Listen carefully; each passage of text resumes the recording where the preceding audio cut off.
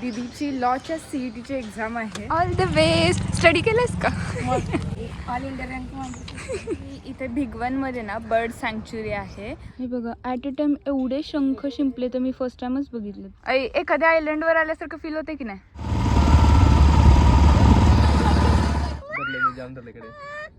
आमचं बोटिंग झालेलं आहे आणि खरंच इतकं भारी वाटलं ना.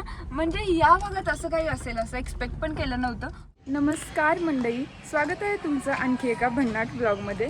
तर आज आम्ही निघालो आहे भिगवणला. दीदीची लॉच्या CETची एक्झाम आहे. तर इथून जवळपास 105 किलोमीटर अंतर आहे, म्हणून ती जाणारच होती.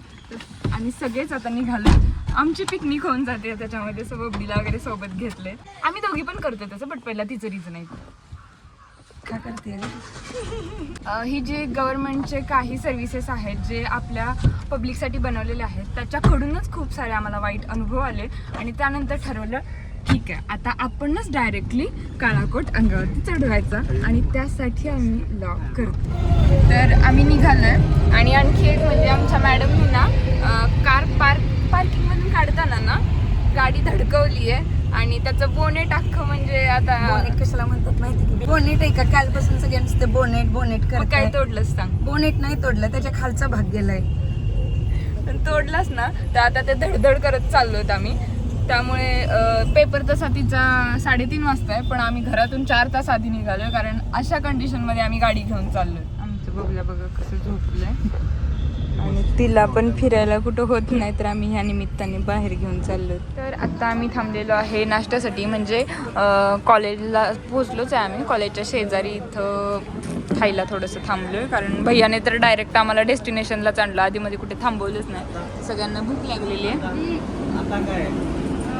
वातावरण इतकं भारी झालं ना, आणि अशा वातावरणात वडापाव खाण्याची मजा काय वेगळी येते. आणि वडापावची टेस्ट ना खरंच जगातला दुसऱ्या कुठल्याच पदार्थाला नाही आहे. आणि इथं सगळेच वडापाव लवर आहेत. आणि हा सगळ्यात मोठा वडापाव लवर आहे. पण हिची वडापावची डेफिनेशन ना पूर्ण वेगळी आहे. ती वडा काढून ठेवते आणि नुसती पाव खाते आणि म्हणते मला वडापाव खायचं आहे ना बबडी? All the best. स्टडी केलंस का? All India rank. हे बघा आमचं हुशार व्यक्तिमत्व मोबाईल घेऊन गेलेली. सो आता बबडीची मम्मा गेलेली आहे एक्झामला. हे कार्टून आता माझ्याजवळ आहे. तिचा मामा पण फेरफटका मारायला गेलाय आणि ही मला इथे त्रास देते है ना बबल्या? तर माझी एक्झाम कालच झाली. म्हणजे CETची एक्झाम दोन दिवस होती. तर 1 तारखेला काल माझी एक्झाम झाली आणि छान गेली तशी मला. आणि माझा सीन काय झाला माहिती आहे एक्झामचा? पहिल्यांदा फक्त लोकेशन आलं होतं की कुठे आपली एक्झाम असणार. तर त्याच्यामध्ये ना मला आंबेगाव दाखवलं होतं आणि मी हेच गेस करून बसली होती पुण्यातला आंबेगाव. म्हणून मी एकदम रिलॅक्स की काय नाही 10 मिनिटात जाऊन म्हणजे भैया मला सोडून रिटर्न येईल अशा आहे. आणि मी जस्ट परवा दिवशी रात्री 11 वाजता बघितलं कॉलेजचं लोकेशन टाकून, तेव्हा मला कळालं की ते आंबेगाव दुसरीकडचं होतं. अवसारी काहीतरी तिकडे गाव होतं, जे की पुण्यातून जवळपास 75 ते 80 किलोमीटर डिस्टन्स होतं. मग माझ्या डोक्यात मुंग्या चाल्या पूर्ण. आम्हाला जवळपास 3 तास लागणार होते. मग सकाळी पटकन आवरून आम्ही 7-7:30ला निघालो आणि तेव्हा कुठे 10ला तिथे पोहोचलो. ॲटलिस्ट रात्री बघितलं म्हणून नशीब, नाही तर मी सकाळी डायरेक्टच निघून आंबेगावला जाणार होते. तर आता जवळपास 3 तास लागणार आहेत तिच्या पेपरला. 5:30ला पेपर सुटणार आहे आणि आत्ता 2:30 वाजले. सो आमच्याकडे 3 तास आहेत. मग आम्ही इथल्या जवळच्या लोकेशनमध्ये फिरायला निघालो. बबडीला पण आम्ही त्यासाठीच आणलेलं आहे, ॲक्च्युली फिरण्यासाठी. पण आमच्यासोबत एक असा मेंबर आहे जो कंटिन्यू मॅप चुकीचं सांगतोय. काय ग? हां, तुला पाण्यात उड्या मारायला जायचंय? बर्ड सँक्च्युरी भिगवण हेच का? काय पक्षी असतील का तिथं? दिसते तर एवढूस. त्यात बर्ड्स आहेत का कावळं आहेत बघा? अरे म्हणजे ते हे असेल. अरे बोटिंग वगैरे आहे. थांब आपण कॉल करून बघू त्यांना. हा, तुला कुठे जायचंय? कशाला? पाण्यात खेळायचंय? पक्षी फिरतात ती बघायचं वाटतं. बघ अरे इथं फिल्मिंगो म्हणजे फिल्मिंगो नाही, फ्लेमिंगो म्हण. काय असतं ते? कुठे जायचंय तुला? मग तू हाताची घडी तोंडावर बोट ठेवलंस ना 5 मिनिटं तर तुला नेणार. तिथे पाण्यात बोटिंग करायला जायचं आपल्याला. बघूया आपण. तू फक्त शांत बसलीस तर तुला नेणार आहे.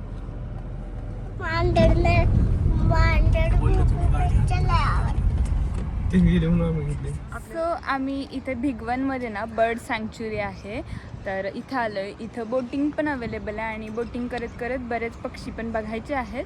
बट आता एक 3-3:15 झालेत.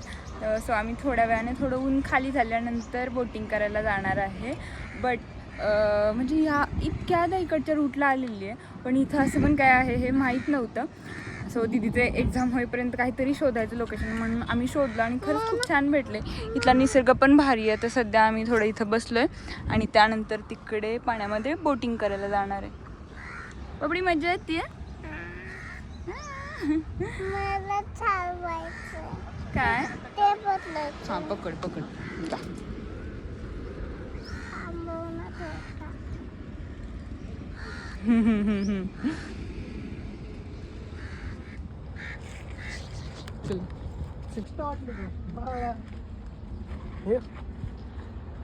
अरे न फुटलेलं तिथं सापडलं आम्हाला. मॅनिफेस्टेशन काय काय होऊ शकते बघ. आणि आता फायनली आम्ही निघालेलो आहोत बोटिंग साठी. बाबडे तू काय काय बघणार आहेस पाण्यात? बकरी, हंबा आणि पक्षी है ना. एखाद्या आयलंड वर आल्यासारखं फील होते की नाही? गरीबांचा आयलंड. इथे बघा आणि किती सारे शिंपले वगैरे पण पडलेत. इकडं पण असं काय असू शकतं असं वाटलं नव्हतं यार. खरंच भारी निसर्ग आहे. आणि अशा पद्धतीने आजचा दिवस माझा सार्थ झालेला आहे. एक मार्गी लागलेला आहे असं म्हणू शकतो की आलोय तसं काहीतरी फिरायला मिळालं, नवीन प्लेस एक्सप्लोअर करायला मिळतं आणि तुम्हाला पण दाखवायला मिळते. हे बघा ॲट अ टाइम एवढे शंख शिंपले तर मी फर्स्ट टाइमच बघितले. चलो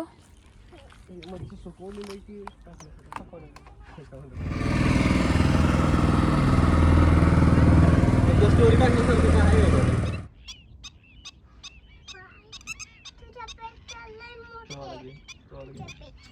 हे बारकी छोटे दिसतात एकदम. ते मंगोल्यावर नेतात. मंगोला आफ्रिकेत आहे ना मंगोला. चीनच्या वस्तावर आहे ना.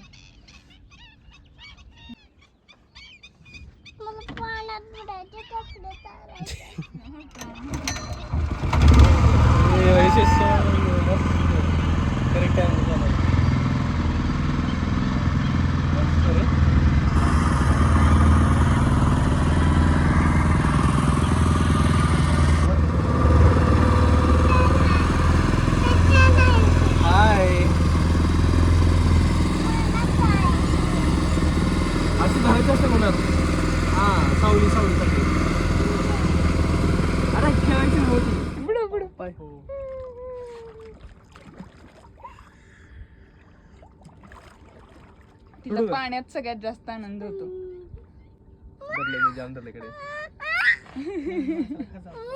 काय संबंध नाही.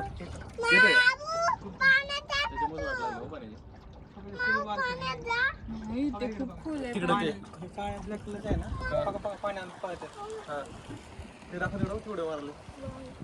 कोणते आहेत ते?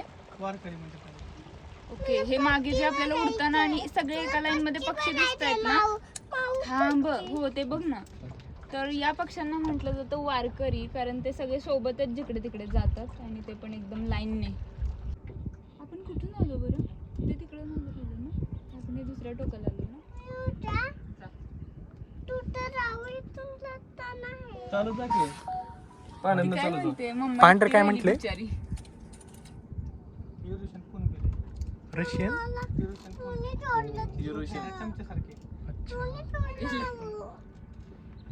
ओके ओके, आता दिसलं मला. हो थांब ग. नाही ते काका ओरडतील काय. काकाने बघ ते मोठे काटे आणले.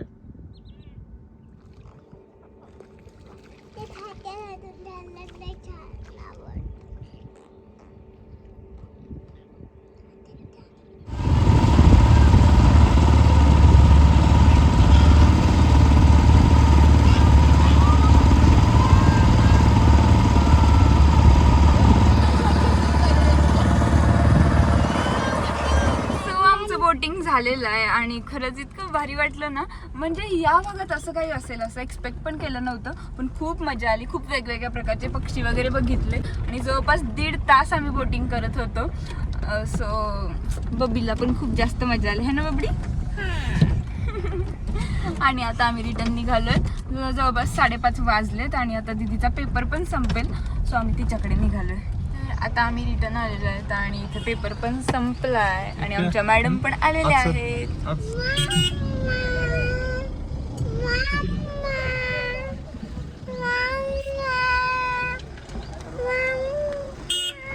कसा गेला पेपर? तर जाता जाता इथं आम्हाला किग आईस्क्रीम दिसलं आणि मला ह्यांचं एकदा ट्राय करायचं होतं, त्यासाठी थांबलेलो. आणि खरंच भारी आहे ह्यांची टेस्ट. बबडीचं ना तिच्या आजीवरती इतकं प्रेम आहे की नेहमी आजी तिला खाऊ घेऊन येते. तर आज ती बाहेरून आली आहे. ती बोलत होती जाताना आईला खाऊ घ्यायचा आणि आम्ही तर विसरलो होतो, बट जाता जाता इथं तिला दुकान दिसलं आमच्या घराशेजारी आणि खाऊसाठी थांबायला लावलं तिनं. भैयाचे 2 आमेज हे घे ग तोड. सो आता आम्ही घरी आलोय आणि जवळपास 12 तास आम्ही बाहेरच होतो. बट यस आता पोहोचलोय. 9 वाजलेत आणि आजचा डे तसा छान स्पेंड झाला. म्हणजे एका निमित्ताने गेलो, पण तसंच बबडीसोबत एन्जॉय वगैरे पण करायला भेटलं आणि भिगवणमधल्या गोष्टी एक्सप्लोअर करायला भेटल्या. त्या भागात कधी मी एवढं फिरले नव्हते, पण तिथल्या तिथं पण एवढ्या छान गोष्टी आहेत ते समजलं आणि आजचा दिवस तसा खूप छान गेला. तर आता ब्लॉग पण मी इथे सेंड करते. तर ब्लॉग कसा वाटला कमेंट करून नक्की सांगा आणि अशाच इंटरेस्टिंग ब्लॉगसाठी चॅनलला सबस्क्राईब नक्की करा. Bye bye.